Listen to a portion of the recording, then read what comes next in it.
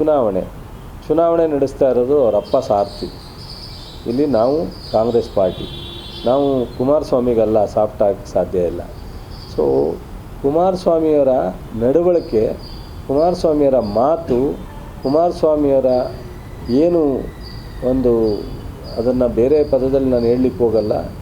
So ಕಳೆದ ಲೋಕಸಭಾ ಸದಸ್ಯರಾಗಿ ಕೇಂದ್ರದ ಮಂತ್ರಿ ಆದಮೇಲೆ ದಿನನಿತ್ಯ ಅವ್ರು ಮಾಡ್ತಾ ಇರ್ತಕ್ಕಂಥ ಪ್ರೆಸ್ ಮೀಟ್ಗಳು ಇವೆಲ್ಲ ನೋಡಿದಾಗ ಯಾರಿಗೂ ಜನಕ್ಕೆ ಇವರಾಗೆ ಗೌರವ ಕೊಡಬೇಕು ಅಥವಾ ಇವ್ರಿಗೆ ಮತ ಹಾಕಬೇಕು ಅಂತ ಅನಿಸಲ್ಲ. ಆ ರೀತಿ ಇವತ್ತೇನಾದ್ರೂ ನಿಖಿಲ್ ಸೋತಿದ್ರೆ ಅದಕ್ಕೆ ಸಂಪೂರ್ಣ ಕಾರಣ ಅದಕ್ಕೆ ಅವರ ನಡವಳಿಕೆನೇ ಕುಮಾರಸ್ವಾಮಿಯವರು. ಆಮೇಲೆ ದೇವೇಗೌಡರು ಇಲ್ಲಿವರೆಗೆ ಈ ಥರದ ಮಾತುಗಳನ್ನ ನಾನು ಕೇಳಿರಲಿಲ್ಲ. ಈ ಸಾರಿ ಚುನಾವಣೆಯಲ್ಲಿ 3 ತಿಂಗಳು ಕೂಡ ಹಾಕಿದ್ರು. ಯಾರು ಕೂಡ ಹಾಕಿದ್ದು? ಒಂದು ದಿವಸನೂ ಈ ಒಂದು ಹೆಣ್ಣುಮಕ್ಕಳು ಯಾರಿಗೆ ಅನ್ಯಾಯ ಆಗಿದೆ, ಸಂತ್ರಸ್ತರಿದ್ದಾರೆ, ಅವ್ರ ಬಗ್ಗೆ ಅನುಕಂಪದ ಮಾತು ಹೇಳಲಿಲ್ಲ. ಅವ್ರಿಗೆ ಒಂದು ಸಮಾಧಾನಕರವಾದಂಥ ಒಂದು ಮಾತು ಹೇಳಲಿಲ್ಲ. ಸಿದ್ದರಾಮಯ್ಯನವ್ರನ್ನ ತೆಗಿತೀನಿ, ಡಿ ಕೆ ಶಿವಕುಮಾರ್ ತೆಗಿತೀನಿ ಇದೆ. ಇವತ್ತು ಅಲ್ಲಿ ಚುನಾವಣೆ ನಡೀತಿದ್ದಂಗೆ ಹೇಳಿದ್ರು ಜನ. ಬಹುಶಃ ಇವರಿಬ್ಬರು ರೇವಣ್ಣನ ಮಕ್ಕಳು ವಿಚಾರ ಬಂದಾಗ, ರೇವಣ್ಣನ ಮಕ್ಕಳು ಜೈಲಿಗೆ ಹೋಗೋವರೆಗೂ ಮಾಧ್ಯಮದಲ್ಲಿ ರಾಹುಲ್ ಗಾಂಧಿಯವರು ಹಿಡಿದು ಸಿದ್ದರಾಮಯ್ಯನವ್ರಿಂದ ಹಿಡಿದು ಡಿ ಕೆ ಅವರವರೆಗೂ ಬಾಯಿಗೆ ಬಂದಂಗೆ ಮಾತಾಡಿದ್ರು. ಅವರು ಜೈಲಿಗೆ ಹೋದ ತಕ್ಷಣವೇ ಆ ವಿಚಾರವನ್ನೇ ಬಿಟ್ಟರು ಕುಮಾರಸ್ವಾಮಿಯವ್ರು ನಿಲುವೇನು ಅಂತ ಹೇಳಿ ಪ್ರಶ್ನೆ ಮಾಡಿದ್ರು ಭಾಳ ಜನ. ಇವತ್ತು ಅವರ ಸೋಲಿಗೆ 3 ಬಾರಿ ಪುತ್ರ ಶೋಕ ಇದೆಯಲ್ಲ, ಅದು ಬಹುಶಃ ಎಲ್ಲಕ್ಕಿಂತ ದೊಡ್ಡದು ಅಂತೇಳಿ ನಮ್ಮ ಒಂದು ಇತಿಹಾಸದಲ್ಲಿ ಹೇಳ್ತಕ್ಕಂಥದ್ದು. ಪುತ್ರ ಶೋಕ ಭಾಳ ಕಠಿಣವಾದಂಥದ್ದು. ಬಹುಶಃ ನಾನು ಅದನ್ನು ಅವರಿಗೆ ಪುತ್ರ ಶೋಕದಿಂದ ನರಳಲಿ ಅಂತ ಹೇಳಲ್ಲ. ಬಟ್ ನಾನು ಇನ್ನೊಂದು ಅವರು ನನ್ನ ವೈರಿ ಅಂತ ಕರೆದಿದ್ದಾರೆ ಎಲ್ಲೋ 2-3 ಕಡೆ. ನಾನು ಅವ್ರನ್ನ ವೈರಿ ಅಂತ ಕರೆಯಲ್ಲ, ಇನ್ನೂ ನನ್ನ ಸ್ನೇಹಿತರು ಅಂತಲೇ ಕರಿತೀನಿ. ಬಟ್ ಈಗಲಾದರೂ ಅವರ ಮುಂದೆ ಇರ್ತಕ್ಕಂಥ ಜವಾಬ್ದಾರಿಯನ್ನು ನಡೆಸ್ಕೊಂಡು ಬೇರೆಯವ್ರನ್ನ ಲಘುವಾಗಿ ಮಾತಾಡೋದನ್ನು, ಸಿಂಗ್ಯುಲರಾಗಿ ಮಾತಾಡೋದನ್ನು ಬಿಟ್ಟು ರಾಜಕಾರಣಕ್ಕೆ ಎಷ್ಟು ಬೇಕೋ ಅಷ್ಟು ಮಾತಾಡಿದ್ರೆ ಭಾಳ ಒಳ್ಳೆಯದು. ನಾವು ಬಹುಶಃ ಅವ್ರಿಗಿಂತ ಚೆನ್ನಾಗಿ ಮಾತಾಡೋದು ಗೊತ್ತಿದ್ರೂ ಸೌಜನ್ಯವಾಗಿ ಮಾತಾಡ್ತಾಯಿದ್ರೆ ನಾವು ಪ್ರಧಾನಿಗಳ ಮಕ್ಕಳಲ್ಲ, ನಾವು ಆರ್ಡಿನರಿ ರೈತರ ಮಕ್ಕಳು. ನಮಗೆ ಒಂದು ಸಂಸ್ಕಾರ ಕಲಿಸಿದ್ದಾರೆ ನಮ್ಮ ತಂದೆ ತಾಯಿಗಳು. ಅವ್ರಿಗೆ ಏನು ಕಲ್ತಿದ್ದಾರೋ ಗೊತ್ತಿಲ್ಲ. ಬಹುಶಃ ನಮ್ಮ ಮಂಡ್ಯ ಜನ ಒಂದು ಗಾರಿ ಗೆಲ್ಲಿಸಿದ್ದಾರೆ, ಆದರೆ ಕ್ಷಮಿಸ್ತಾರೆ. ಎಲ್ಲರಿಗಿಂತ ಅತಿ ಹೆಚ್ಚು ನಮಗೆ ಕ್ಷಮಿಸೋವಂಥ ಜನ ಇದ್ದರೆ ಅದು ಮಂಡ್ಯದವರು. ಬಟ್ ಅಂಥ ಕ್ಷಣಕ್ಕೆ ನಾವು ಏನು ಬೇಕಾದ್ರೂ ಮಾಡ್ಬೋದು ಅಂದರೆ ಅದಕ್ಕೆ ಉತ್ತರನೂ ಸಹ ಮಂಡ್ಯದವ್ರು ಕೊಡ್ತಾರೆ ಅನ್ನೋದನ್ನು ಅರ್ಥ ಮಾಡ್ಕೋಬೇಕು. ಇನ್ನು ಮುಂದಾದ್ರೂ ಈ ರಿಸಲ್ಟ್ಗಳ ಒಂದು ತೀರ್ಮಾನದಿಂದ ಸೌಜನ್ಯವಾಗಿ ನಡ್ಕೊಳ್ಳೋದನ್ನು ಕಲ್ತ್ಕೊಳ್ಳಿ ಅವ್ರ ಕುಟುಂಬ ಅನ್ನೋದನ್ನು ಹೇಳ್ತೀನಿ. ಖಂಡಿತ ಜನ ಚನ್ನಪಟ್ಟಣದಲ್ಲಿ ಒಂದು ಬಾರಿ ಮುಖ್ಯಮಂತ್ರಿಯಾಗಿ ಒಂದು KDP ಮೀಟಿಂಗ್ ಮಾಡಿಲ್ಲ ಅಂತೆ. ಸಿದ್ದರಾಮಯ್ಯನವರು ಇವತ್ತು 4-5 KDP ಮೀಟಿಂಗ್ ಮಾಡಿದ್ದಾರೆ ಈ ರಾಜ್ಯದ ಮುಖ್ಯಮಂತ್ರಿ ಆದರೂ ಮೈಸೂರಿನಲ್ಲಿ. ನಾನು ಮಂತ್ರಿ ಆದ ತಕ್ಷಣ ನಾಗಮಲ ಮರೆಯೋಕ್ಕಾಗತ್ತಾ? ಅಲ್ಲಿ ಗೆದ್ದದಕ್ಕೆ ತಾನೇ ನಾನು ಮಂತ್ರಿ ಆಗಿರೋದಿಲ್ಲಿ. ಕುಮಾರಸ್ವಾಮಿಯವರು ಚನ್ನಪಟ್ಟಣದಲ್ಲಿ ಗೆದ್ದು ಮುಖ್ಯಮಂತ್ರಿ ಆದ ತಕ್ಷಣವೇ ಚನ್ನಪಟ್ಟಣ ಮರೆತರೆ, ಶಾಸಕರಾಗಿ ಒಂದು ದಿವಸ August 15 ಹೋಗಿಲ್ಲ ಅವರು, ಒಂದು ದಿವಸ November 1 ಹೋಗಿಲ್ಲ, January 26 ಹೋಗಿಲ್ಲ. ಜನ ಹೇಳ್ತಿದ್ದು ನಮಗೆ ನಮ್ಮೂರು ಯಾವುದು ಅಂತ ಗೊತ್ತಿಲ್ಲ ಸರ್, ನಮ್ಮೂರಿಗೆ ನೀರಾವರಿ ಯೋಜನೆ ಕೊಟ್ಟರು ಅದನ್ನು ಮುಂದುವರ್ಸೋ ಅಂತ ಅದು ಕೆಲಸ ಮಾಡಲಿಲ್ಲ ಅವರು. ಸೊ ಜನರು ಇವರು ಮೇಲೆ ಸಿಟ್ಟಿಗೆ ಇವತ್ತು ನಾವು 10ರಿಂದ 15 ಸಾವಿರ ಗೆಲ್ತಿದ್ವನೋ, ಇವತ್ತೇನಾರ 30 ಸಾವಿರ ಬಂದಿದೆ ಅಂದರೆ ಕುಮಾರಸ್ವಾಮಿ ಸಿಟ್ಟು ಮೇಲೆ ಜನ ಓಟ. ಅತಿ ಹೆಚ್ಚು ಹಣಬಲ ಅಧಿಕಾರ ಬಲದಿಂದ ಗೆದ್ದಿರಬಹುದು. ಚುನಾವಣೆನ ಪ್ರಾಮಾಣಿಕವಾಗಿ ನಾನು ಹೇಳೋದಾದರೆ ನಮಗಿಂತ ಎಫೆಕ್ಟಿವ್ ಆಗಿ ಮಾಡಿದ್ದಾರೆ. ಚುನಾವಣೆನ ನಾವು ಮಾಡಿದ್ದೀವಿ. ಚುನಾವಣೆನ ಮಾನ್ಯ ಮುಖ್ಯಮಂತ್ರಿಗಳು, ಉಪಮುಖ್ಯಮಂತ್ರಿಗಳು, ನಮ್ಮ ಮಾಜಿ ಸಂಸದರಂಥ ಸುರೇಶ್ ಅವರು, ಬಾಲಕೃಷ್ಣ, ಪುಟ್ಟಣ್ಣ, ನಮ್ಮ ರಾಮನಗರ MLA ರಾಜು, ಸುರೇಶು, ಇದು ನಮ್ಮ ರವಿ ಮತ್ತು ನಾನು, ಕೃಷ್ಣ ಬೈರೇಗೌಡರು, ದಿನೇಶ್ ಗುಂಡೂರಾವ್, ನಮ್ಮ ಭಾಳಷ್ಟು ಜನ MLAಗಳೆಲ್ಲ ಹೋಗಿದ್ದೀವಿ. ಬಟ್ ಆದರೆ ಜನತಾ ದಳದ ಇಡೀ ರಾಜ್ಯದ ಟೀಮಲ್ಲಿತ್ತು. ಮಂಡ್ಯದ 10,000 ಜನ ಒಂದೊಂದು ಊರಿಂದ 2 ಬಸ್ ಮಾಡಿ ಪ್ರತಿ ದಿವಸ ಬೆಳಗ್ಗೆ ಬಸ್ ಬಂದು ಸಾಯಂಕಾಲ ಕರ್ಕೊಂಡು ಹೋಗ್ತಿದ್ರು. ತುಂಬ ಡೌನ್ ಟು ಅರ್ತ್ ನಮಗಿಂತ ಎಫೆಕ್ಟಿವ್ ಆಗಿ ಚುನಾವಣೆ ಮಾಡಿದಾರೆ ಅವರು. ನಮಗಿಂತ ಹಣಕಾಸಿನಲ್ಲಿ ಹೆಚ್ಚಿನ ವ್ಯಯ ಮಾಡಿರ್ತಕ್ಕಂಥವ್ರು. ನಾವು ಮಾಡಿಲ್ಲ ಅಂತ ಹೇಳಲ್ಲ, ನಾವು ಖರ್ಚಾಗಿಲ್ಲ ಅಂತ ಹೇಳಿದ್ರೆ ನಮ್ಮದೊಂದಷ್ಟು ಆಗಿದೆ ಪೀನೆಟ್ ಥರ. ಅವ್ರದ್ದಷ್ಟಿಲ್ಲ. ಅವ್ರಿಗೆ ರಾಷ್ಟ್ರದ ದುಡ್ಡು, ನಮಗೆ ಹಳ್ಳಿ ರೈತರ ದುಡ್ಡು, ಬಡವ್ರ ದುಡ್ಡು, ನಮಗೂ ಅವ್ರಿಗೂ ಕಂಪೇರ್ ಮಾಡೋಕ್ಕಾಗಲ್ಲ. ಬಟ್ ಆದರೆ ಚುನಾವಣೆನ ಒಂದು ಕಡೆ ಹಣದ ಖರ್ಚು ಬಿಡಿ, ನಾನು ಅದ್ರ ಬಗ್ಗೆ ಎಲ್ಲರೂ ಮಾಡಿದ್ದಾರೆ, ಎಲ್ಲ ಇವತ್ತು ವ್ಯವಸ್ಥೆನೇ ಕೆಟ್ಟಿದೆ, ನಾನು ಅದ್ರ ಬಗ್ಗೆ ಲಘುವಾಗಿ ಮಾತಾಡೋಕ್ಕೆ ಹೋಗಲ್ಲ. ಬಟ್ ಚುನಾವಣೆ ಅಂತಿರಲ್ಲ ಫಿಸಿಕಲಿ, ಅದು ನಮಗಿಂತ ಚೆನ್ನಾಗಿ ರಿವರ್ಸ್ ಅಲ್ಲ ರೀ. ಒಂದು ಜನಪ್ರತಿನಿಧಿಗಳು 136 ಜನ ಗೆಲ್ಲಿಸಿ ಇವತ್ತು ಇಷ್ಟೊಂದು ಗ್ಯಾರಂಟಿ ಕೊಟ್ಟು, ಇಷ್ಟೊಂದು ಅಭಿವೃದ್ಧಿ ಕೊಟ್ಟು, ಹಗಲು ರಾತ್ರಿ ಇವತ್ತು ನಬಾರ್ಡ್ ಹಣ 2,400-300 ಕೋಟಿ ಕೊಟ್ಟವ್ರೆ.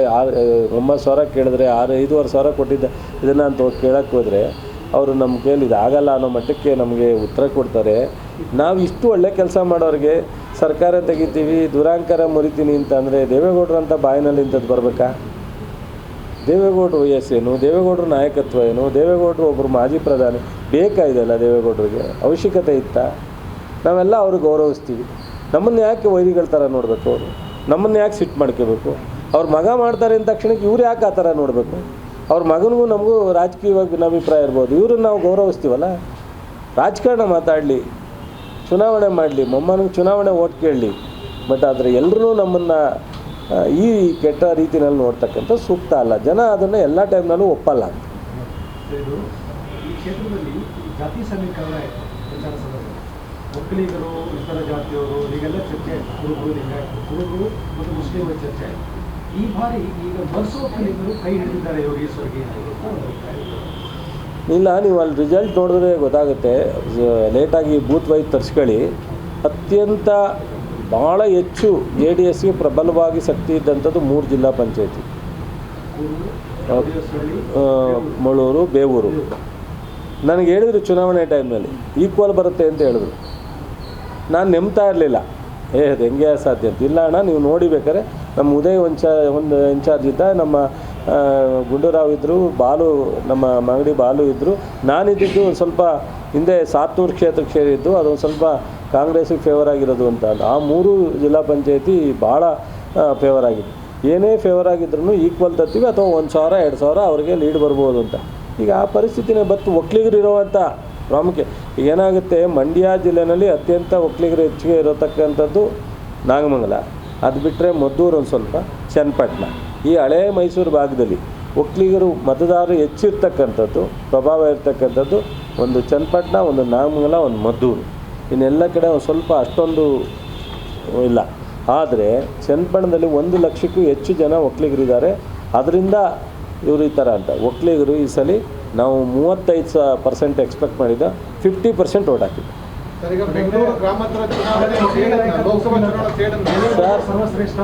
ಸರ್, ಈಗ ಒಕ್ಕಲಿಗರು SM ಕೃಷ್ಣನೂ ಸೋಲಿಸಿದ್ದಾರೆ, ಸಾವ್ಕಾರ್ ಚೆನ್ನೈನೂ ಸೋಲಿಸಿದ್ದಾರೆ,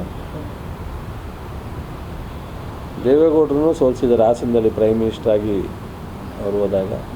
ಸರ್, ಒಕ್ಕಲಿಗರನ್ನು ಒಂದು ಜಾತಿಗೆ ಸೀಮಿತವಾಗಿ ಪ್ರೀತಿಸಲ್ಲ.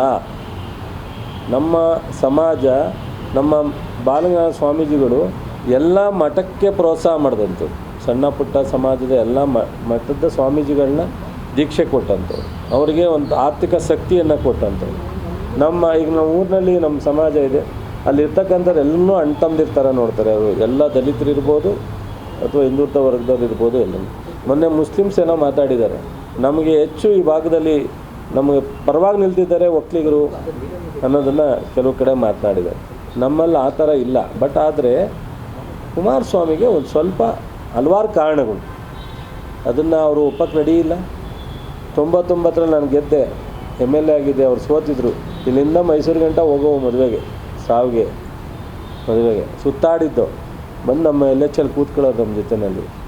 ಸೊ ಬೆಳೀತಾ ಅವರನ್ನು ನಾವು ಕುಮಾರಸ್ವಾಮಿ ಅಂತ ಹೇಳಿದ್ರು. ಕುಮಾರಣ್ಣ ಆದರು, ರಾಜ್ಯದಲ್ಲಿ MLA ಆದರು, ಮುಖ್ಯಮಂತ್ರಿನೂ ಆದರು. ಏನು ರೀ ಮನುಷ್ಯ ಆ ಮಟ್ಟಕ್ಕೆ ಮಾತಾಡ್ತಾರಲ್ರಿ, ಯಾರು ಒಪ್ಪೋ ಅಂತ ಮಾತಾ? ನನಗೇನು ಮಾತಾಡೋಕ್ಕೆ ಬರಲ್ವೇನ್ರಿ? ಅವ್ರಿಗಿಂತ ಅಪ್ಟ ಹಳ್ಳೀಲಿ ಹುಟ್ಟೋ ನಾನು, ನೇಗ್ಲು ಹಿಡ್ಕೊಂಡು ಹುಟ್ಟೋ ನಾನು. ಅವರು ಅವ್ರ ಪ್ರಧಾನಿ, ಅವ್ರ ದೊಡ್ಡವ್ರ ಜೊತೆ ಇಲ್ಲಿ ಬೆಳೆದವ್ರು ಬೆಂಗಳೂರಿನಲ್ಲಿ. ನನಗೆ ಮಾತಾಡಿದ್ರೆ ನನ್ನ ಆಬ್ಸೆನ್ಸಲ್ಲಿ ಇದಕ್ಕೆ ಏನು ರಿಯಾಕ್ಷನ್ ಬರ್ಬೋದು ಅಂತ ಯೋಚನೆ ಮಾಡ್ತೀನಿ ನಾನು. ಬಾಯಿಗೆ ಏನು ಬರುತ್ತೆ ಅದು ಮಾತಾಡ್ತಾರೆ. ಅವರ ನಡವಳಿಕೆ, ಅವರ ಮಾತು, ಅವರ ಕೆಲವು ಟೀಕೆ ಟಿಪ್ಪಣಿಗಳೇ ಇವತ್ತು ಅವರಿಗೆ ಇವೆಲ್ಲ ರಿಸಲ್ಟು. ಒಕ್ಕಲಿಗರ ನಾಯಕತ್ವ ಯಾರೊಬ್ಬರ ಜೊತೆಲಿಲ್ಲ ರೀ. ಒಂದೊಂದು ಚುನಾವಣೆ ಬಂದಾಗ ಜನ ಯಾವ್ದು ಕಾಣುತ್ತೆ. ಡಿ ಕೆ ಶಿವಕುಮಾರ್ಗೆ ಒಕ್ಕಲಿಗರ ನಾಯಕತ್ವ ಇದೆ, ಇಲ್ಲ ಅಂತ ಏನು ಪ್ರಶ್ನೆ ಇಲ್ಲ. ಆದರೆ ಡಿ ಕೆ ಶಿವಕುಮಾರ್ ಒಬ್ಬರ ಜೊತೆಲೇ ಒಕ್ಕಲಿಗರು ಇರ್ತಾರೆ ಅಂತ ನಾವು ಅಂದ್ಕೊಂಡ್ರು ಅದು ಅಪರಾಧ ಆಗಿಬಿಡುತ್ತೆ. ದೇವೇಗೌಡರು ಕುಮಾರಸ್ವಾಮಿದು ಏನಾಗುತ್ತೆ ಅದನ್ನು ನಮಗೂ ಆಗುತ್ತೆ. ನಾವು ಸಹ ಸ್ವಲ್ಪ ತಗ್ಗಿ ಬಗ್ಗಿ ಹೋಗ್ಬೇಕು. ನಾನಾಗಲಿ, ಕೃಷ್ಣ ಬೈರೇಗೌಡನಾಗಲಿ, ಅಥವಾ ನಮ್ಮ ಡಿ ಕೆ ಅವರಾಗಲಿ, ಇನ್ನೊಬ್ಬರಾಗಲಿ, ನಮ್ಮ ಒಕ್ಕಲಿಗರ ಸ್ವಭಾವನೆ ಸ್ವಲ್ಪ ಒಂದು ಸ್ವಲ್ಪ ಆಗು ಈಗೂ ಇರಬೇಕು. ನಾವು ಹಿಂಗೆ ಅನ್ನಕ್ಕೆ ಹೋದರೆ ಕಷ್ಟ. ಮತ್ತು ಚುನಾವಣೆಯಲ್ಲಿ ಎಲ್ಲ ಒಂದು ಕಡೆ ದೇವೇಗೌಡರು ಪ್ರಚಾರ ಮಾಡಿದ್ರು ಕೂಡ ಒಕ್ಕಲಿಗ ಬೆಳ್ತಲ್ಲಿ ಹೆಚ್ಚು ಅಂದರೆ ಕೋಡಂಬಳ್ಳಿ ಪ್ರದೇಶದಲ್ಲಿ ಬೇವೂರಲ್ಲಿ ಮಾಡಿದ್ರು, ಇದರ ಹೊಂಗೂರು ಹೋಬಳಿಗಳಲ್ಲಿ ಮಾಡಿದ್ರು. ಒಕ್ಕಲಿಗರ ಬೆಳ್ತಲ್ಲೇ ಮಾಡಿದ್ರು. ಯಾಕೆ ಹಾಗಾದರೆ ಒಕ್ಕಲಿಗರಿಗೆ ಬರೀ ದೇವೇಗೌಡರು ಸಂಪೂರ್ಣ ಕೈ ಬಿಟ್ಟರು? ಸರು ಅಲ್ಲಿ ನಡೀತಿದ್ದಾಗಲೇ ಜನ ಹೇಳೋರು, ಇಲ್ಲ ಸರ್ ಈ ಸಲ ನಾವು ಜನತಾದಳಕ್ಕೆ ಓಟ್ ಕೊಡಲ್ಲ ಸರ್ ಅಂತ. ಮತ್ತು ರಾಮನಗರ ಜಿಲ್ಲೆಗೆ ಏನು ಸರ್ ಅವ್ರದ್ದು ಜಿಲ್ಲೆ ಅಂತ ಅನೌನ್ಸ್ ಮಾಡಿದ್ರಷ್ಟೇ. ಸೊ ವೀಕ್ಷಣೆ ಮಾಡ್ಕೊಂಬನ್ನಿ ಸರ್, ಏನಾಗಿದೆ ರಾಮನಗರಕ್ಕೆ, ಚನ್ನಪಟ್ಟಣಕ್ಕೆ ಹೇಳಿ ಸರ್. ಒಂದು ಕಡೆ ಅಭಿವೃದ್ಧಿ ಇಲ್ಲ, ಸಮಾಜಕ್ಕೆ ತಾನೇ ಏನಾಗಿದೆ ಹೇಳಿ ಸರ್ ಅಂತ ಕೇಳಿ. ಆಯಿತು, ಒಕ್ಕಲಿಗ ಸಮಾಜಕ್ಕೆ ಇವ್ರ ಕೊಡುಗೆ ಏನು ಅಷ್ಟೊಂದು ದೊಡ್ಡ, ಯಾರ್ಯಾರನ್ನು ತೊಗೊಂಡೋಗಿ ಇವ್ರ ಕುಟುಂಬದವ್ರನ್ನ ಮುಖ್ಯಮಂತ್ರಿ ಮಾಡೋದು, ಮಂತ್ರಿ ಮಾಡೋದು, PWD ಸಚಿವರು ಮಾಡೋದು, MP ಮಾಡೋದು, MLC ಮಾಡೋದು ಬಿಡಿ ಸರ್. ಒಕ್ಕಲಿಗ ಸಮಾಜದವನ್ನ ಯಾರ್ಯಾರನ್ನ ಯಾವ ಸ್ಥಾನಕ್ಕೆ ಕೂರಿಸಿದ್ದಾರೆ ಅಂತ ಕೇಳೋರು ಚನ್ನಪಟ್ಟಣದವ್ರು. ನಾವು ಅಲ್ಲಿ ಹಳ್ಳಿ ಕಡೆ ಹೋದಾಗ ಏನರಪ್ಪ ನೀವೆಲ್ಲ ಆಮೇಲೆ ನಮ್ಮನ್ನು ಕೈ ಬಿಡಬೇಡ್ರಪ್ಪ ಒಕ್ಕಲಿಗರು ದಯಮಾಡಿ ಅಂತ ನಾವು ಅವರ ಮನೆಯೊಳಗೆ ಹೋಗಿ ಕೂತ್ಕೊಂಡು ಮಾಡಿದಾಗ ನೀವು ಅಂದ್ಕೊಂಡಂಗೆ ಏನಿಲ್ಲ ಸರ್, ನಾವು ಒಂದು ಸಲ ಅವಕಾಶ ಆಗಲಿ ಅಂತ ಇಷ್ಟಪಟ್ಟಿದ್ದೆವು. ದೇವೇಗೌಡರು ಮುಖ್ಯಮಂತ್ರಿ ಆಗಲಿ ಅಂತ ಇಷ್ಟಪಟ್ಟು, ಕುಮಾರಸ್ವಾಮಿನ ಆಗಲಿ ಅಂತ ಇಷ್ಟಪಟ್ಟು. ಇವತ್ತು ಆ ಪರಿಸ್ಥಿತಿ ಇಲ್ಲ ಸರ್. ಹಿಂದೆ ಈ ಕೇಸಲ್ಲಿ ಯೋಗೇಶ್ವರು ಹಿಂದೆ ಅವರ ಅಭ್ಯರ್ಥಿಯಾಗಿದೆ, ಅಥವಾ ಕಾಂಗ್ರೆಸ್ ನಿಂತಾಗ ಅವ್ರಿಗೆ ಕಾಂಗ್ರೆಸ್ನಿಂದ ಗೆದ್ದಿತ್ತು. ಮತ್ತೆ ಯೋಗೇಶ್ವರ್ ಬಂದ ಕಾಂಗ್ರೆಸ್ನಿಂದ ಗೆಲ್ಲುವಂತ ಪರಿಸ್ಥಿತಿ ನೋಡಿ. ಅಂದ್ರೆ ನಿಮಗೆ ಸೂಕ್ತವಾದ ಕ್ಯಾಂಡಿಡೇಟ್ ಇಲ್ಲೋ ಅಥವಾ ಸರಿಯಾದ ಕಾಂಗ್ರೆಸ್ಸನ್ನು ಒಂದು ಸಾರಿ ಹೊಡೆದಾಗ ಮತ್ತೆ ನಾವು ಅದನ್ನು ಕಟ್ಟಕ್ಕೆ ಹೋದಾಗ ಒಂದು ಸ್ವಲ್ಪ ಕಷ್ಟ ಆಗುತ್ತೆ. ಈಗ ನಾನು ಜನತಾದಳದಲ್ಲಿದ್ದೆ, ಜನತಾದಳದಿಂದ ವಾಪಸ್ ಬಂದ ತಕ್ಷಣ ನಾನು ಸುಸ್ತಾಗಿಲ್ವಾ, ನೀರು ಕುಡಿಲಿಲ್ವ ನಾನು? ಸೊ ಒಂದೊಂದು ಸಾರಿ ಜನ ನಾವು ನಮ್ಮ ಜೊತೆನಲ್ಲಿ 100 ಜನ ಕರ್ಕೊಂಡು ಓಡ್ಬಿಡ್ತೀವಿ. ನಾವು ಇನ್ನೊಂದು ದಾರಿಗೆ ಹೋದಾಗ ನಮ್ಮ ಜೊತೆಲಿ ಬಂದವರೆಲ್ಲ ಬರೋಕ್ಕಲ್ಲ, ಸ್ವಲ್ಪ ಜನ ತಪ್ಪಿಸ್ಕೊತಾರೆ, ಸ್ವಲ್ಪ ಜನ ಅಲ್ಲೇ ಕೂತ್ಕೊಂಡ್ಬಿಡ್ತಾರೆ. ಸೊ ಅದು ಒಂದು ಸ್ವಲ್ಪ ಟೈಮ್ ತಗೊಳುತ್ತೆ. ಹಾಗಾಗಿ ಇವತ್ತು ಯೋಗೇಶು ಒಬ್ಬರೇ ಆಟ ಆಡೋಕ್ಕಾಗ್ತಿರ್ಲಿಲ್ಲ, ನಾವು ಒಬ್ಬರೇ ಆಟ ಆಡೋದಕ್ಕೆ ಸ್ವಲ್ಪ ಕಷ್ಟ ಆಗ್ತಿತ್ತು. ಇಬ್ಬರು ಸೇರಿರೋದ್ರಿಂದ ಆಗಿದೆ. ಯೋಗೇಶ್ದು ಏನೂ ಇಲ್ಲ ಅಂತ ನಾನು ಹೇಳಕ್ಕೆ ಹೋಗಲ್ಲ. ಡಿ ಕೆ ಶಿವಕುಮಾರ್, ಸುರೇಶ್ ಅವ್ರದ್ದು ಶಕ್ತಿ ಇಲ್ಲ ಅಂತ ಅಳೆಯೋಕ್ಕಾಗಲ್ಲ. ಸೊ ಅವರು 3 ಜನದ್ದು ಆ ಜಿಲ್ಲೆ ಎಲ್ಲರೂ ಪ್ರಾಮಾಣಿಕವಾಗಿ ಕಾಂಗ್ರೆಸ್ಸನ್ನು ಉಳಿಸ್ಬೇಕು ಅಂತ ಹೋರಾಟ ಮಾಡಿದ್ದಾರೆ.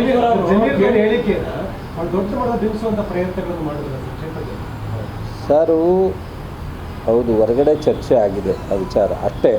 ಬಟ್ ಅದನ್ನು ಬಹುಶಃ ಮತದಾರರ ಹಂತದಲ್ಲಿ ಇದನ್ನು ಏನು ಭಾಳ ಗಂಭೀರವಾಗಿ ತಗೊಂಡಿಲ್ಲ. ಸೊ ನೋಡಿ, ಸೌಜನ್ಯವಾಗಿ ಮಾತಾಡಿದಾಗ ನಾವೇನಾರ ಸಿಂಗ್ಯುಲರಾಗಿ ಮಾತಾಡಿದ್ರೆ ಮಾತಾಡಬಾರ್ದಾಯ್ತಪ್ಪ ಅಂತ ಆ ಥರದ ಒಂದು ರಿಮಾರ್ಕ್ಸು ಬಂದಿರ್ಬೋದು. ಬಟ್ ಆದರೆ ಸಾಮಾನ್ಯ ಜನರ ಹತ್ರ ಸೊ ಆ ಒಂದು ಇದು ಎಫೆಕ್ಟು ಮತ್ತು ಆ ಥರದ ಇದು ಆಗಿದೆ. ಶಕ್ತಿ ದೇವೇಗೌಡರು ಅನ್ನುವಂಥದ್ದು ಹೇಳಿದ್ರು, ನಾವು ಒಕ್ಕಲಿಗರು, ಡಿ ಕೆ ಶಿವಕುಮಾರ್ ಅವರು ಒಕ್ಕಲಿಗರು, ಆದರೆ ಎಲ್ಲರೂ ಒಪ್ಪಿರುವಂಥದ್ದು ದೇವೇಗೌಡರನ್ನ ಅಂತ. ಅಂದರೆ ಇದು ಸೂಚನೆ ಕೊಟ್ಟಿದ್ದೆ ದೇವೇಗೌಡರಿಗೆ ಅಷ್ಟೇ ಸೀಮಿತ ಅಲ್ಲ ಅನ್ನುವಂಥದ್ದು.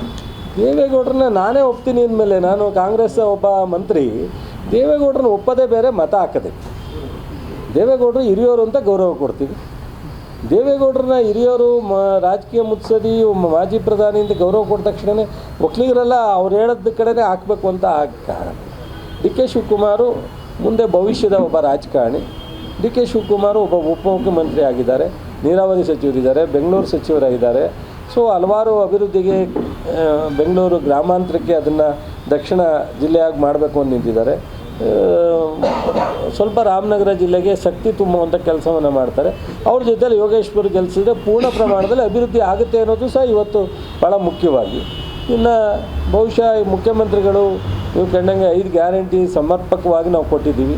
ಅದಲ್ಲದೆ ರೈತರಿಗೆ ನಮ್ಮ ಇಲಾಖೆಯಿಂದ ನಾವು ಏನೆಲ್ಲ ಮಾಡಲಿಕ್ಕೆ ಸಾಧ್ಯ ಮಾಡ್ತಾಯಿದ್ದೀವಿ. ಯಾವುದೇ ರೈತರಿಗೆ ಕೊಡೋ ಯೋಜನೆಯನ್ನು ಒಂದು ಸ್ಟಾಪ್ ಮಾಡಿಲ್ಲ. 7 ತಿಂಗಳು 5 ರೂಪಾಯಿ ಸಬ್ಸಿಡಿ ನಿಂತಿದ್ದು ಬೊಮ್ಮಾಯಿಯವರು. ಚುನಾವಣೆ ಆದಾಗ 7 ತಿಂಗಳು ಕ್ಲಿಯರ್ ಮಾಡಿ 1 ತಿಂಗಳು 2 ತಿಂಗಳು ವ್ಯತ್ಯಾಸದಲ್ಲಿ ಪೂರ್ತಿ ಕೊಡ್ತಾಯಿದ್ದೀವಿ. ಹಾಗಾಗಿ ಒಂದು ಕಡೆ ಸಿದ್ದರಾಮಯ್ಯನವರ ಆಡಳಿತ, ಡಿ ಕೆ ಶಿವಕುಮಾರ ಅವರ ಸಂಪೂರ್ಣ ಒಂದು ಅಭಿವೃದ್ಧಿಯ ನೋಟ ಮತ್ತು ಯೋಗೇಶು ಆ ಕ್ಷೇತ್ರದಲ್ಲಿ ಅವರು ಹಿಂದೆ ಶಾಸಕರಾದಾಗ ಮಂತ್ರಿ ಆದಾಗ ಮಾಡಿರ್ತಕ್ಕಂಥ ಕೆಲಸ ಇವೆಲ್ಲವೂ ಸಹ, ಮತ್ತು ಸುರೇಶ್ಗಿಂತ ಒಬ್ಬ ಸೂಕ್ತವಾದಂಥ ಕೆಲಸ ಮಾಡುವಂಥ ಒಬ್ಬ ನಾಯಕರು ಸಿಗಲ್ಲ. ಇಷ್ಟೂ ಜನ ಈ ಜೊತೆಲಿ 3.5 ವರ್ಷ ಇರ್ತಕ್ಕಂಥ ಕಾಂಗ್ರೆಸ್ ಗೌರ್ಮೆಂಟು.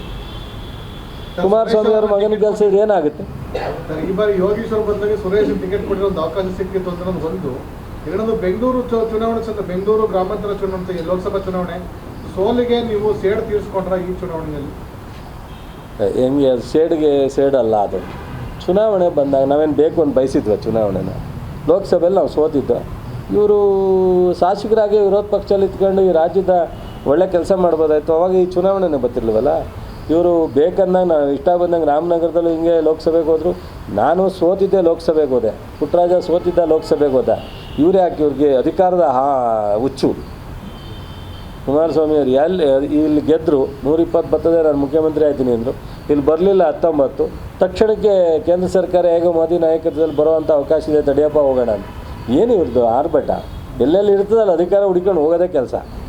ಕುಮಾರಸ್ವಾಮಿ ಅವರ ಈ ಅಧಿಕಾರದ ದಾಹ ಪ್ರಾದೇಶಿಕ ಪಕ್ಷವನ್ನು ಮುಗಿಸುತ್ತೇನೆ ಆತಂಕ. ಪ್ರಾದೇಶಿಕ ಪಕ್ಷ ನೋಡ್ರಿ, ನಾನು ಜೊತೆಲಿದ್ದಾಗಲೂ ಹೇಳಿದ್ದೆ, ನೀವು ಹೊರಗಡೆ ಬಂದಾಗ ಹೇಳ್ತಾ ಇಲ್ಲ. ನಾನು ಜೊತೆಲಿದ್ದಾಗ ಕೇಳಿ, ನನ್ನ ಸ್ನೇಹಿತರು ಜಮೀರು ಇದ್ದರು, ಪುಟ್ಟಣ್ಣ ಇದ್ದರು, ಕುಮಾರಸ್ವಾಮಿಯವರು, ನಾನು 4 ಜನ ಇದೇ ಹೇಳಿಯಾಗಿ ಬಿಡಿಸಿ ಹೇಳಿದ್ದೆ ಅವ್ರಿಗೆ ಗೆಸ್ಟ್ ಹೌಸಲ್ಲಿ. 13ರಲ್ಲಿ ನನಗೆ ಸಿಂಗಲ್ ಗೌರ್ಮೆಂಟ್ ಬರುತ್ತೆ ಅಂದರೆ ಸಾಧ್ಯ ಇಲ್ಲ ಅಂದೆ. ನಾನು ಏನು ಬ್ರದಾ ನೀನು ಹಿಂಗೆ ಅಂತೀಯ ಅಂದೆ. ನಾನು ಹುಡುಕಿ ಹೇಳಿದ್ದೆ. ಹಲವಾರು ರಾಷ್ಟ್ರದಲ್ಲಿ ಇರ್ತಕ್ಕಂಥ ನಾಯಕರುಗಳು ಪ್ರಾದೇಶಿಕ ಪಕ್ಷದ ನಾಯಕತ್ವವನ್ನು ಅವ್ರಿಗೆ ವಿವರಣೆ ಕೊಟ್ಟು ಹೇಳಿದ್ದೆ, ಯಾಕೆ ನಾವು ಫೇಲ್ ಆಗ್ತಿದ್ದೀವಿ ಅನ್ನೋದನ್ನು. ಇವತ್ತು ಅವರಿಗೆ ಪಕ್ಕದಲ್ಲಿ ನಮ್ಮ ಜಗನ್ಮೋಹನ್ ರಾಜಶೇಖರ ರೆಡ್ಡಿ ಮಗ, ಅವರ ಅಪ್ಪ ಸತ್ತ ಮೇಲೆ ಅವನು ಸಿಂಗಲ್ ಮೆಜಾರಿಟಿ ತರ್ತಾನೆ. ಅವ್ರು ಹಿಂಗೆ ಮಾತಾಡ್ತಾನ ಜಗನ್ಮೋಹನ್? ಈ ಥರ ದುರಾಂಕಾರದ ಮಾತೆಲ್ಲರೂ ನೋಡಿದ್ದೀರಾ? DMK ಸ್ಟಾಲಿನಿಯವರು ಅವ್ರು ಸತ್ತ ಮೇಲೆ ಫುಲ್ ಗೌರ್ಮೆಂಟ್ ತರ್ತಾರೆ. ಅವ್ರು ಈ ಥರ ಮಾತಾಡ್ತಾರ? ಏನ್ರಿ ಇದು ವಿಪರ್ಯಾಸ. ಇವರು ಆ ಥರ ಒಂದು ಪ್ರಾದೇಶಿಕ ಪಕ್ಷವನ್ನು ಸಂಪೂರ್ಣ 120 ಜನ ಗೆಲ್ಲಿಸಿದ್ರೆ ನಾನು ಅವತ್ತು ಕುಮಾರಣ್ಣನ ನಾಯಕ. ಒಂದು ಸಲ ನಾವೆಲ್ಲ ಮಾಡಿದೋ, ಇನ್ನೊಂದು ಸಲ ನಮ್ಮ ಕಾಂಗ್ರೆಸ್ನವರು DK ಸಿದ್ದರಾಮಯ್ಯನವ್ರು ಮಾಡಿದ್ರು. ಇವ್ರದ್ದು ಏನಿದ್ರಿ, ನಾನು ಮುಖ್ಯಮಂತ್ರಿ ಒಂದು ಸಲ ದೇವೇಗೌಡರನ್ನ ಎಗನೆಸ್ಟ್ ಮಾಡ್ಕೊಂಡು ಧರ್ಮಸಿಂಗ್ ಅವ್ರನ್ನ ಕೆಳಗಿಳಿಸಿ ಇವರನ್ನು 39 ಜನ ಅವತ್ತು ಜನತಾದಳದ ಶಾಸಕರು ಅವತ್ತು ನಾವೆಲ್ಲ ಸೇರ್ಕೊಂಡು ಇವ್ರನ್ನ ಮಾಡ್ದ. ಇವ್ರು ಸ್ವತಃ ಯಾವತ್ತು ಈ ರಾಜ್ಯದ ಮುಖ್ಯಮಂತ್ರಿಗೆ ಜನ ಆಯ್ಕೆ ಮಾಡಿದ್ದಾರೆ ಇವ್ರನ್ನ? ಒಂದು ಗಿಫ್ಟ್ ಅಂತ ಅನ್ಕೋಬೇಕು. ಅದನ್ನು ಬಿಟ್ಟು ಎಲ್ಲವನ್ನೂ ನಾನೇ ನಡೆಸ್ತೆ ಅಂತ ಆಯ್ತು. ಅದನ್ನು ನಾವು ಇದ್ದೋ ಅವತ್ತು, ರೇವಣ್ಣ ನಾವು ಎಲ್ಲರೂ ಇದ್ದೋ, ಭಾಳಷ್ಟು ಜನ ಯಡಿಯೂರಪ್ಪನವರು ಇದ್ದರು. 20 ತಿಂಗಳು ಮಾಡ್ದೋ. ಈಗ ಅದನ್ನು 14 ತಿಂಗಳು ಮಾಡಿದ್ರಲ್ಲ, ಎಲ್ಲಿ ಇವ್ರ ಸಾಧನೆ? ನಾವು ಯಾರೂ ಇರಲಿಲ್ಲ ಅವ್ರ ಜೊತೆ, ಗಲೀಜುಗಳು. ನಾವು ಗಲೀಜು ಒಬ್ಬರು ಇರಲಿಲ್ಲ, ಎಲ್ಲ ಕ್ಲೀನಾಗಿದ್ರಲ್ಲ. ಈಗ ಎಲ್ಲಿ ಇವ್ರದ್ದು ಸಾಧನೆ?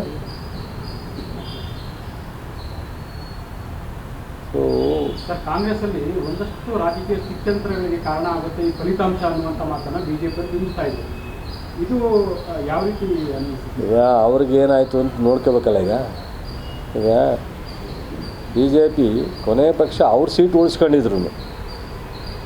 ಸಂಡೂರು ಬಿಟ್ಬಿಡಿ, ಚನ್ನಪಟ್ಟಣ ಬಿಟ್ಬಿಡಿ, ಕೊನೆ ಪಕ್ಷ ಅವ್ರ ಸೀಟು ಉಳಿಸ್ಕೊಂಡಿದ್ರೆ BJPಯ ಒಂದು ಹೊಸ ನಾಯಕತ್ವಕ್ಕೆ ಜನ ಸಪೋರ್ಟಾಗಿದ್ದಾರೆ ಅನ್ನೋದಾಗೋದು. ಇವತ್ತೇನು ಸಂದೇಶ? ಮತ್ತು ಯಾವಾಗಲೂ ಹೀಗೆ ಒಂದು ಸೈಡು ಉಪಚುನಾವಣೆ ಆಗಿಲ್ಲ. 4-5 ಆದಾಗ, ಒಂದೊಂದೇ ಆದಾಗ ಆಗಿರ್ಬೋದು. 4-5 ಆದಾಗ ಅವ್ರು ಸ್ವಲ್ಪ 1-2 ಕೊಟ್ಟು ರೂಲಿಂಗ್ ಪಾರ್ಟಿಯವ್ರಿಗೆ ಹೆಚ್ಚು ಸಿಕ್ಕಿರ್ತಕ್ಕಂಥದ್ದು ನೋಡಿದ್ದೀವಿ.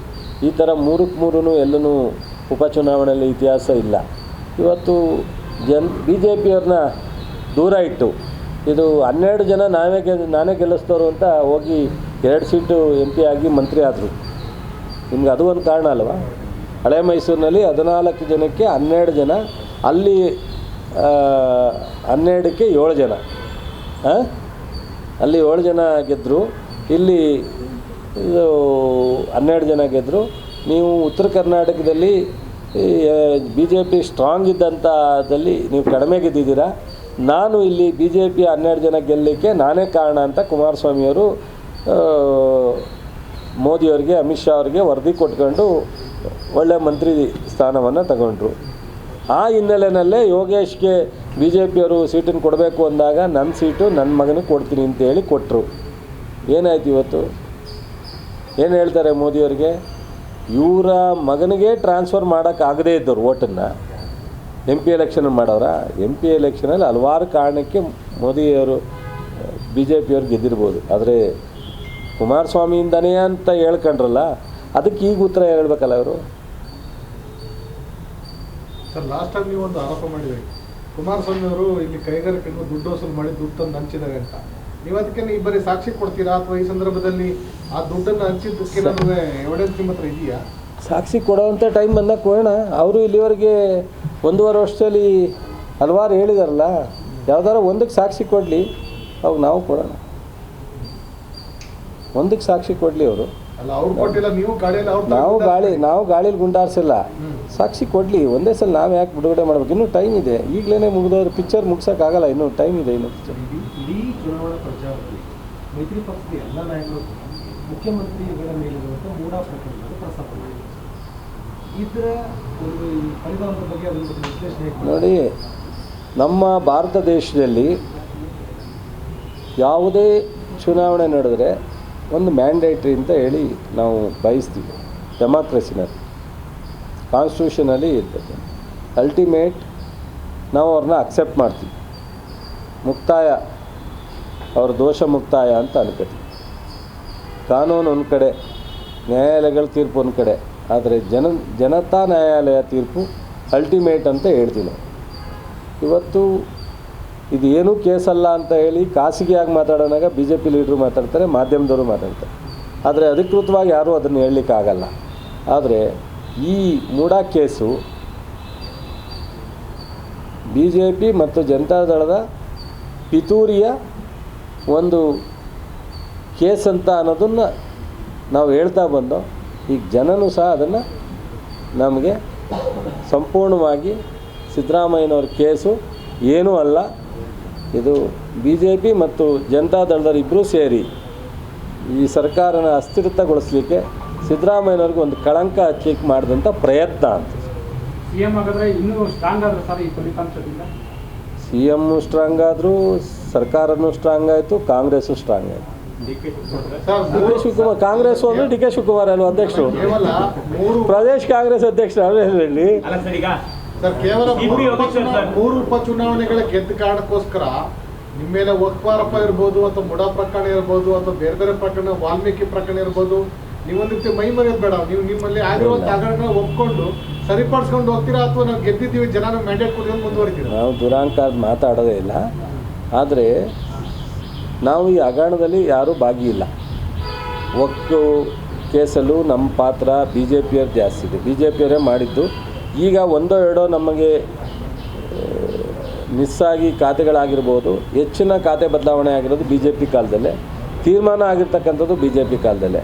ಮತ್ತು ವಾಲ್ಮೀಕಿ ಹಗರಣನೂ ಸಹ ಏನು ಮಾಡಿದ್ರು ಅಧಿಕಾರಿಗಳಲ್ಲಿ ಹಂತದಲ್ಲಿ, ಅದರಲ್ಲಿ ಬ್ಯಾಂಕ್ನಲ್ಲೂ ವ್ಯತ್ಯಾಸ ಆಗಿದೆ, ನಿಗಮದಲ್ಲೂ ವ್ಯತ್ಯಾಸ ಆಗಿದೆ. ಅದನ್ನು ರಿಟರ್ನ್ ವಸೂಲಿ ಮಾಡ್ತಕ್ಕಂಥದ್ದಕ್ಕೆ ನಾವು ಸಕ್ಸಸ್ ಆಗಿದ್ದೀವಿ.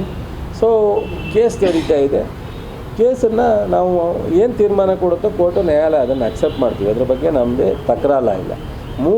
ಮೂಢ ಹಗರಣದಲ್ಲಿ ಯಾವುದು ಹಗರಣನೇ ಅಲ್ಲ ಅಂತ ನಾವು ಹೇಳಿದ್ದೀವಿ, ಅಲ್ಲಿ ಕ್ಲೋಸ್ ಮಾಡ್ತೀವಿ. ಮತ್ತು ಹಂಗಂತೇಳಿ ದುರಾಂಕಾರ ಮಾಡಲ್ಲ, ಎಚ್ಚರಿಕೆಯಿಂದ ಕೆಲಸ ಮಾಡ್ತೀವಿ. ಇನ್ನು ಮುಂದೆ ಲೋಕಲ್ ಚುನಾವಣೆ ಇದೆ, ಕಾರ್ಪೊರೇಷನ್ ಚುನಾವಣೆ ಇದೆ, ನಗರಸಭೆ ಇದೆ. ಅವಕ್ಕೆ ನಾವು ಪ್ರಿಪೇರ್ ಆಗಬೇಕಾಗಿದೆ. ನಾವೆಲ್ಲರೂ ಈ ಚುನಾವಣೆನೇ ಅಲ್ಟಿಮೇಟ್ ಅಂತೇಳಿ ನಾವು ತಲೆ ತಗೋವಂಥದ್ದಿಲ್ಲ. ನಮಗೆ ಒಂದು ಜನ ಇನ್ನೂ ಎಚ್ಚರಿಕೆಯಿಂದ ಮಾಡಿ ಅಂತ ಹೇಳಿದ್ದಾರೆ ಅನ್ನೋ ಭಯದಿಂದನೇ ಕೆಲಸ ಮಾಡ್ತೀವಿ.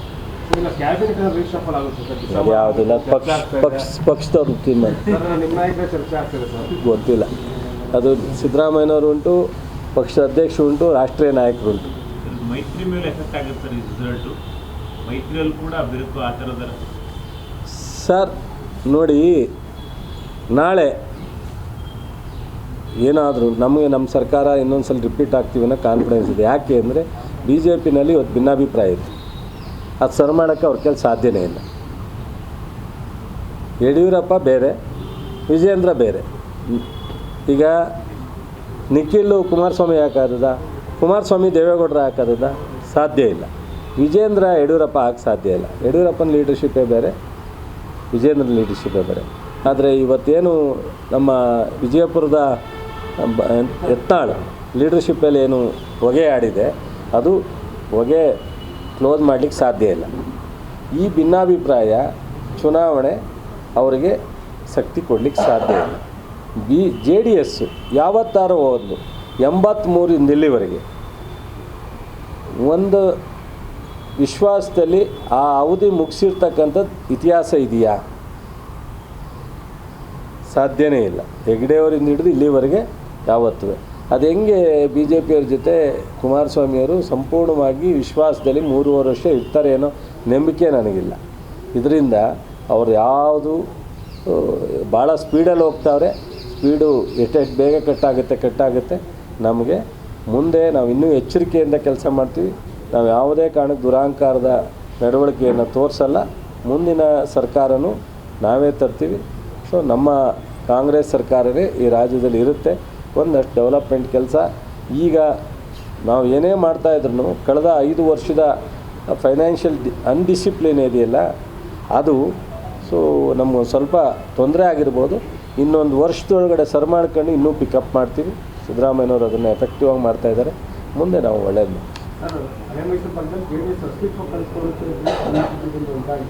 ನಾನು ಆ ಥರದ್ದೆಲ್ಲ ಲಘುವಾಗಿ ಮಾತಾಡೋಕ್ಕೆ ಹೋಗಲ್ಲ. ಸೊ ಅವ್ರವ್ರ ನಡವಳಿಕೆ ಮೇಲೆ ಮುಂದೆ ಹೋಗುತ್ತೆ. ಯಾರೇ ಆಗಿ ಬಿಜೆಪಿ ನಿಖಿಲ್ ಪರ ಸರಿಯಾಗಿ ಕೆಲಸ ಮಾಡಿದೆ ಅನ್ಸುತ್ತೆ. ದೊಡ್ಡ ರಿಸಲ್ಟ್ ಅಂತರ ನೋಡಿದ್ರೆ ಎಲ್ಲರೂ ಮಾಡಿದ್ದಾರೆ. ದುಡ್ಡು ಬೇಕಾದಷ್ಟು ಕೊಟ್ಟಿದ್ದಾರೆ. ಯಾರ್ಯಾರು ಕೊಟ್ಟಿದ್ದಾರೆ ನಿಮಗೆ ಗೊತ್ತಿದೆ ನನಗಿಂತ ಹೆಚ್ಚಾಗಿ. ಎಲ್ಲರೂ ಮಾಡಿದ್ದಾರೆ. ಬಟ್ ಆದರೆ ರಿಸಲ್ಟು ಅಲ್ಲಿ BJP ಎಲ್ಲಿತ್ತು? ಯೋಗೇಶ್ವರು, ಕಾಂಗ್ರೆಸ್ಸು, ಜನತಾದಳ. BJP ಒಂದು ಸ್ವಲ್ಪ ಮಟ್ಟಿಗೆ ಅಷ್ಟೇ, ನಾಟ್ ಫುಲ್ ಟೈಮ್ ಇಂಡಿಪೆಂಡೆಂಟಾಗಿ BJP ಅಲ್ಲೇ ಇರಲಿಲ್ಲ. ಹಾಗಾಗಿ ವ್ಯತ್ಯಾಸ. ಒಂದಿಷ್ಟು ಜನ ಲೀಡರ್ ಕೆಲಸ ಮಾಡಿಲ್ಲ, ಆ ಥರ ಚರ್ಚೆ ಇಲ್ಲ, ಅದೇನು ನನಗೇನು ಗೊತ್ತಿಲ್ಲ. ಅವ್ರು ಇಂಟರ್ನಲ್ಲು. Thank you sir.